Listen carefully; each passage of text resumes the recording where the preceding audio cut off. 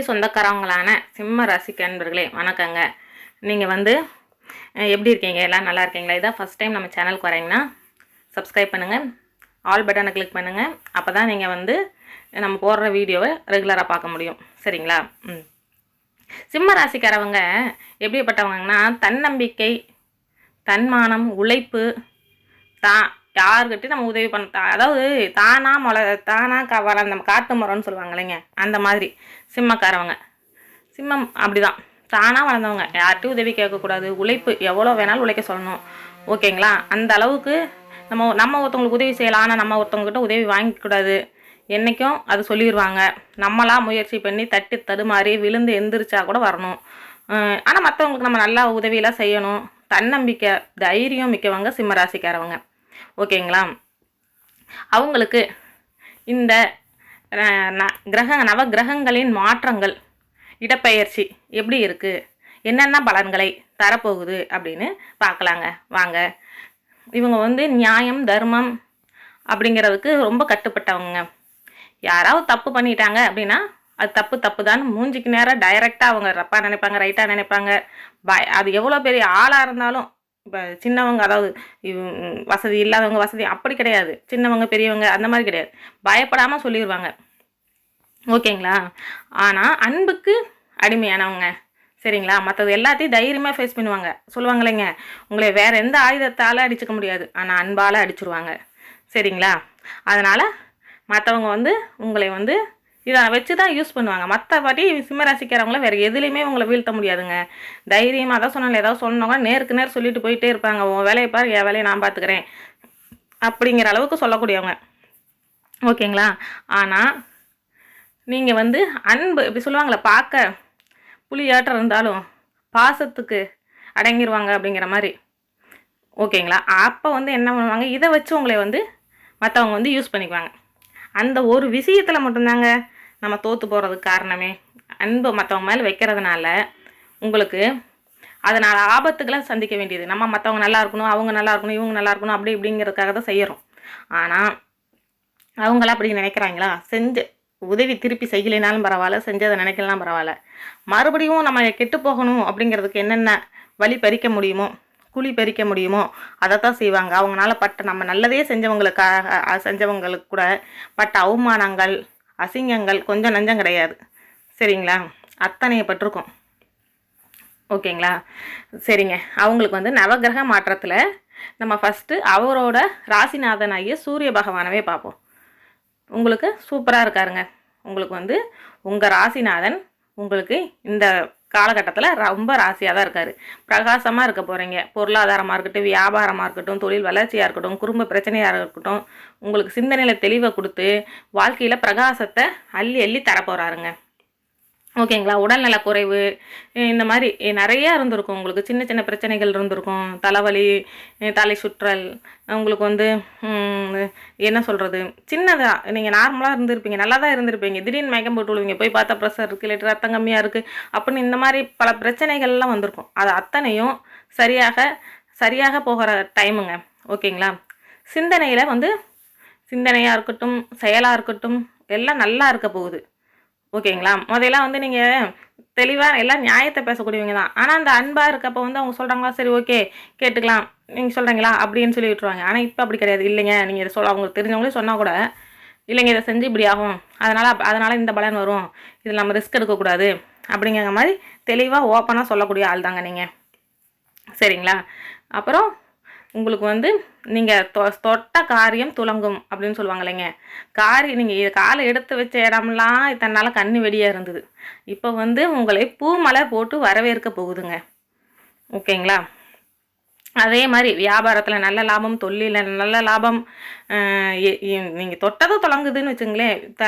திருமணத்துக்கு பார்த்துட்ருக்கீங்களா, நல்லா அமைய போகுது, எல்லாமே இருக்குது. புதிய அதாவது தொழிலில் புதிய முன்னேற்றம். வேறு இதுலேருந்து வேறு ஒரு நீங்கள் வந்து கவர்மெண்ட்டாக இருக்கட்டும், தனியார் துறையாக இருக்கட்டும், எதுலையாவது நீங்கள் இருக்கப்போ ப்ரொமோஷனுக்கு எக்ஸாம் எழுதுறீங்களா, நல்லா இருக்க போகிறீங்க. ஓகேங்களா? அதனால் நீங்கள் வந்து எல்லா முயற்சியும் இந்த காலகட்டத்தில் எடுத்துடலாம். ஓகேங்களா? எல்லாத்தையும் நீங்கள் இந்த காலகட்டத்தில் உங்களுக்கு தேவையான அனைத்து நல்லதும் நடக்குது. ஏன்னா ராசிநாதன் உங்களை சூரியன் போல சூரிய பகவான் உங்களை சூரியன் போல பிரகாசிக்க வைக்க போகிறார். அதில் ஒரு பகுதி நமக்கு கிடைச்சாவே நிலா மேலே பிரகாசிப்போம். சூரியன் டைரெக்டாக பார்க்குறப்ப சொல்லவா வேணும்? மற்றவங்க கண்ணெல்லாம் அப்படி கூச போகுது உங்களோட முன்னேற்றத்தை பார்த்து. ஐயோ என்னால் முடியல, தாங்க முடியல, வயிறு தெரிச்சலாக இருக்குதுன்னு சொல்லுவாங்க. நீங்கள் அந்த அளவுக்கு வாழ போகிறீங்க. கண்ணு கூசும். அதான் சொல்கிறேன்ல, இப்போ சூரியனை நீங்கள் டைரெக்டாக பார்க்க முடியுமா அந்த பிரகாசத்தில்? அதே மாதிரி உங்களோட பொருளாதார முன்னேற்றம், வரவு, சந்தோஷம், கவலைப்பட்டுட்டு நீ இவ்வளோதான் தோற்றுருவா அப்படிங்கிற நிலைமையில இருந்தவங்களை உங்களை பார்த்தோன்னே என்னடா அது அப்படிங்கிற அளவுக்கு அவங்களால அதை வெளியவும் சொல்ல முடியாது. அந்த அளவுக்கு இருக்க போகிறீங்க. ராசிநாதன் உங்களுக்கு நல்ல நிலைமையில் இருக்கப்ப தைரியம், பணப்புழக்கம், மன அமைதி, உடல் நலம், குடும்பத்தில் ஒற்றுமை எல்லாமே எதுவுமே இல்லைன்னா கூட நம்ம தைரியமாக வாடா என்ன பார்த்துக்கலாம், எதாக இருந்தாலும் பிரச்சனை அப்படின்னு நான் சொல்லுவோம். இப்போ இத்தனையும் கொடுக்குறப்ப நம்ம சும்மாவாக இருப்போம், எதாக இருந்தாலும் பார்த்துக்கலாம் அப்படிங்கிற தன்னம்பிக்கையும் தைரியத்தையும் உங்கள் ராசிநாதன் உங்களுக்கு அள்ளி அள்ளி கொடுக்கிறார். இந்த காலகட்டத்தை மற்றவங்களுக்கும் சொல்லாமல் நீங்கள் பயன்படுத்திக்கிற விதையில தான் இருக்குது. ஓகேங்களா?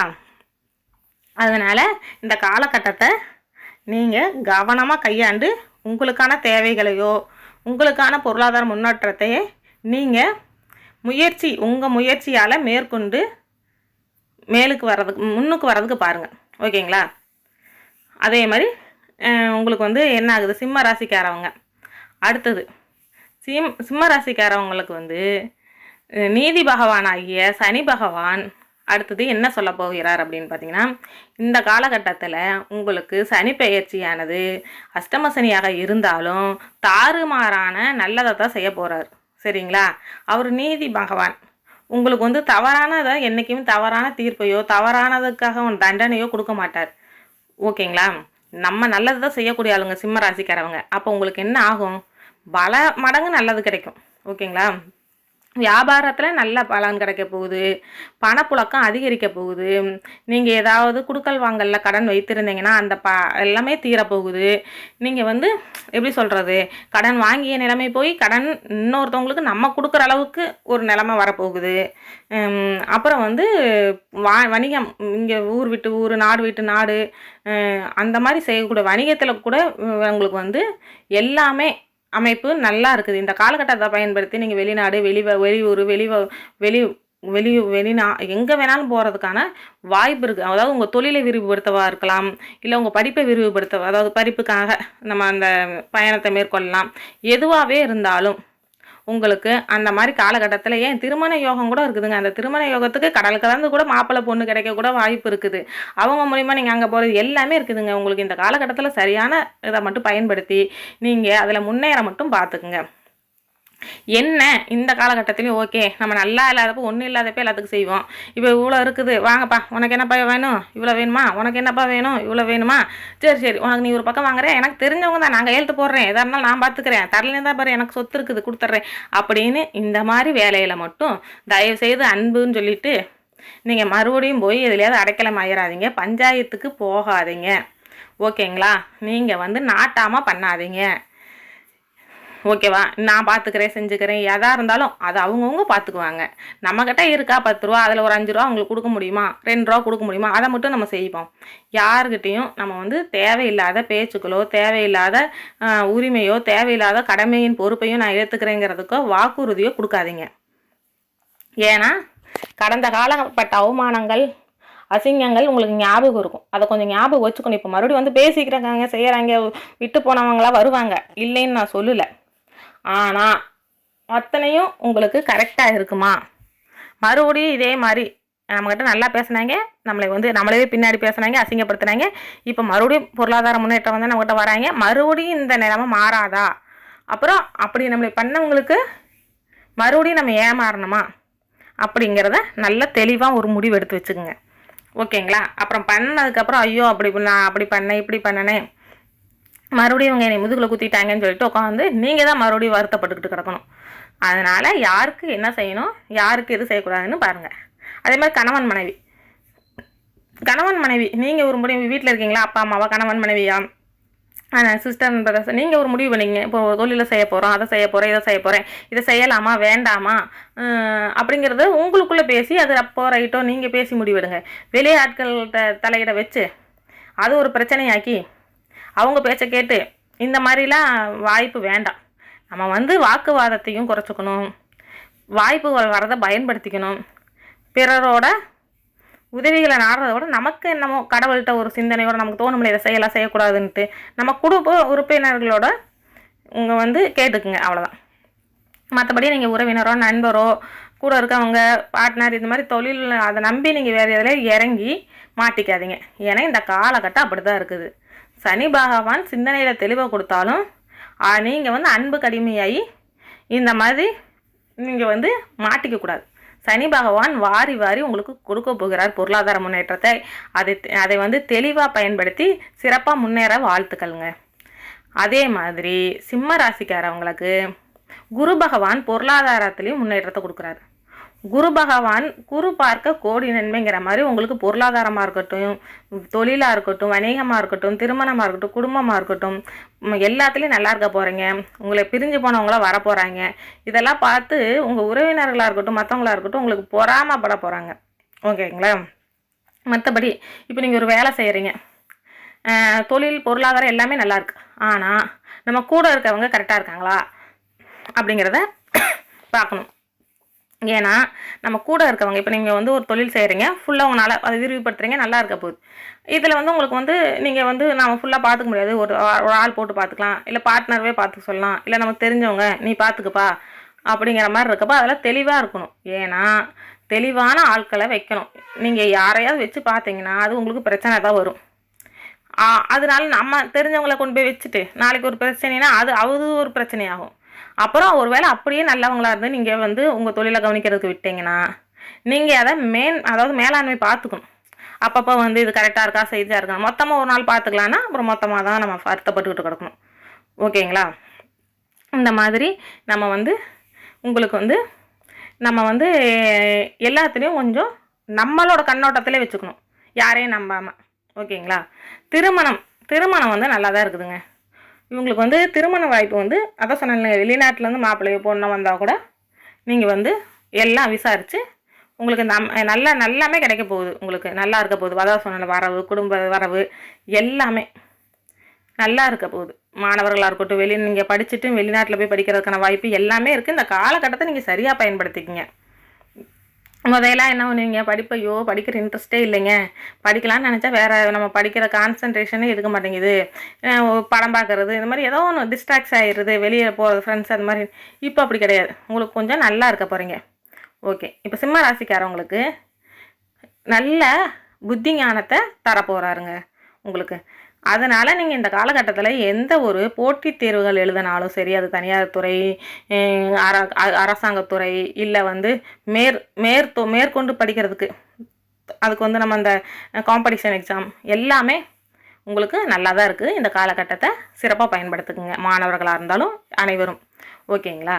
புதன் தரும் சிம்ம ராசி பலன்கள். புதன் உங்களுக்கு சிந்தனையில் தெளிவை தராருங்க, சூப்பராக இருக்கிறாருங்க. ஓகேங்களா? இப்போ வந்து நீங்கள் என்ன நினைப்பீங்க, சும்மாவே நீங்கள் வந்து கரெக்டாக கட் அண்ட் ரைட்டாக இருப்பீங்க, எல்லா விஷயத்திலும் கரெக்டாக இருப்பீங்க, ரொம்ப நல்லவங்க. இதில் சிந்தனையில் தெளிவாகவும் இருக்கிறீங்க. சிந்தனை தெளிவாக இருக்கப்ப உங்களுக்கு வந்து இன்னமும் நீங்கள் செய்கிற வேலை வந்து இன்னமும் அதில் ஒரு பிரகாசம், உங்களுக்கு மரியாதை, மேன்மை.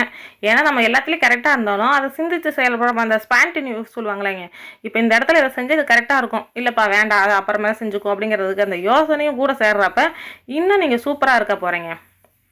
ஓகேங்களா? நீங்கள் வந்து என்ன இந்த காலகட்டத்தில் மற்ற சொன்னதே தாங்க, ஜாமீன் கையெழுத்து போடுறது, ஒருத்தவங்களுக்கு உதவி செய்கிறது, இதெல்லாம் மட்டும் கொஞ்சம் யோசிச்சுக்குங்க, யாருக்கு கூட வச்சுக்கிறது, யார் வச்சுக்கக்கூடாது. ஏன்னா இந்த காலகட்டம் வந்து நம்ம அதை கரெக்டாக வச்சுக்கிட்டா தான் நல்லது. ஏன்னா ஏற்கனவே நம்ம பட்டதெல்லாம் போதும், அதில் மட்டும் நீங்கள் கொஞ்சம் தெளிவாக இருக்கணும், கண்டிப்பாக இருந்து தான் ஆகணும். என்னங்க நம்ம காசு பணத்தை பார்த்துட்டு மனுஷன் முக்கியம்தாங்க, கண்டிப்பாக முக்கியம்தான், இல்லைன்னு நான் சொல்லவே இல்லை. ஆனால் மக்கள்னா நமக்கு நல்லது செய்கிறவங்கன்னு ஒருத்தவங்க இருப்பாங்க, நம்ம மேலே இருக்கிறப்போ ஒரு மாதிரி இல்லாத வரப்போ ஒரு மாதிரி, அதை கணிச்சு கரெக்டாக அவங்கக்கிட்ட இருக்கணுங்க.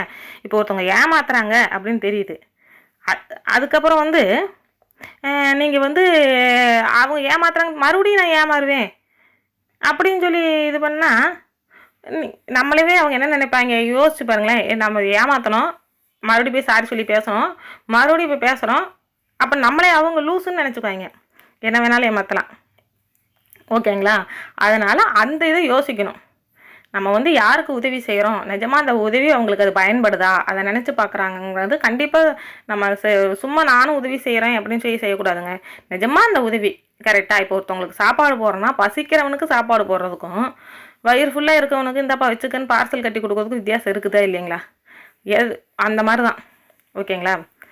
சிம்ம ராசிக்காரவங்களுக்கு செவ்வாய் வந்து நல்லா தான் இருக்காருங்க. செவ்வாயும் நல்லா இருக்கிறாரு. அதனால் சிந்தனையில தெளிவு, உடல்நல குறைவில் இன்னும் விடுபட்டுருவீங்க. வீட்டில் யாருக்காவது உடம்பு சரியில்லை அந்த மாதிரிலாம் இருந்தால் கூட எல்லாமே நல்லா இருக்க போகிறாங்க. ஓகேங்களா? நீங்கள் வந்து யாருக்கு உதவி செய்கிறீங்க, உதவி உண்மையாலுமேங்க உதவிங்கிறது உதவி செய்கிறதுக்கும் ஒரு மனசு வேணும். அந்த மனசு இருக்குது. ஆனால் நல்லது தானே, நல்லது தான். யாருக்கு நல்லது? அவங்களுக்கு நல்லது. யாருக்கு உதவி செய்கிறோங்கிறத பொறுத்து தான் உதவி செஞ்சவங்களுக்கு இருக்க நிலைமை வரும். இப்போ உதவி செய்கிறோம், அவங்க வந்து திருப்பி வந்து உங்களுக்கு வந்து செய்ய வேண்டாம், அதை நினச்சி கூட. ஆனால் உங்களை மறுபடியும் மனசு கஷ்டப்படுத்துகிறாங்கன்னா அந்த ஆளுங்களும் நீங்கள் கவனித்து வச்சுக்கணும்.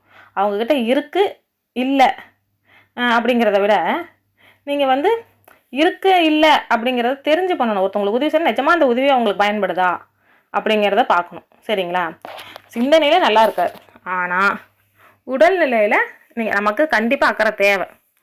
ஏன்னா உடல்நிலை கண்டிப்பாக உணவு பழக்க வழக்கமாக இருக்கட்டும், அப்புறம் உடற்பயிற்சியாக இருக்கட்டும், இது மேற்கொள்கிறதெல்லாம் நல்லது. இதில் நீங்கள் வந்து உடல்நிலையை கொஞ்சம் கவனமாக படுத்துங்க. அதே மாதிரி வண்டி வாகனம், வெகு தூர பயணம், அப்புறம் வந்து வாக்குவாதம், இதெல்லாம் நீங்கள் கொஞ்சம் பார்த்துக்கணும். கரெக்டாக எல்லாத்தையும் பார்த்துக்கிட்டு முடிந்த வரைக்கும் நம்ம வந்து ஜாக்கிரதையாக இருக்கிறது நம்ம கையில் தான் இருக்குதுங்க. ஓகேங்களா?